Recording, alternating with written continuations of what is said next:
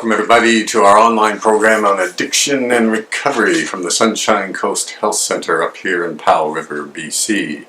And we've been talking about boredom. And as I mentioned last time, we've been studying it for maybe 25 years or so.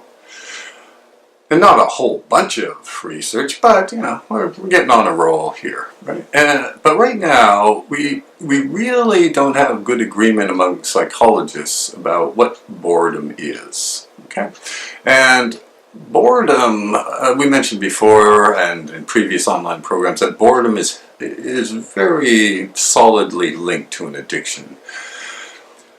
But when we look at boredom, we don't really have an agreement about what boredom is. And last year, 2012, some Canadian researchers at Waterloo and York University were trying to get a firmer grasp of boredom, because a lot of people used to think that, well, maybe boredom isn't like the primary thing that we should be looking at. Maybe boredom is just sort of a consequence of depression or apathy, or what they call anhedonia, which is just a difficulty deriving pleasure from things.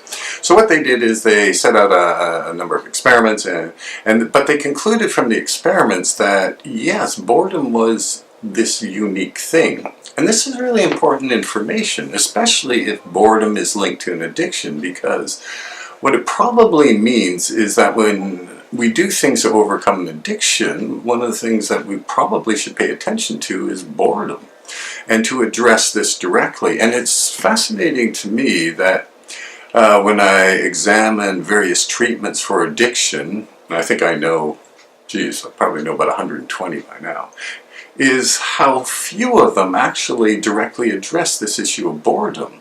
And considering that the research tells us that boredom seems to be this big vulnerability to an addiction. So this is all important stuff. As I said, so maybe part of good treatment for addiction may be to address directly this issue of boredom.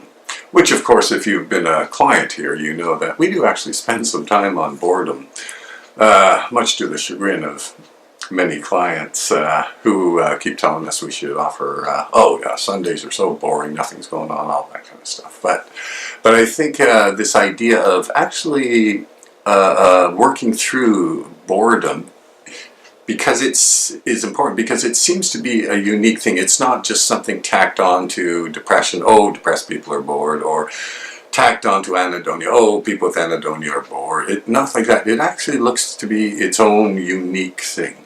Okay, at any rate, that's it for this program, and we'll be back next time with a bit more on boredom.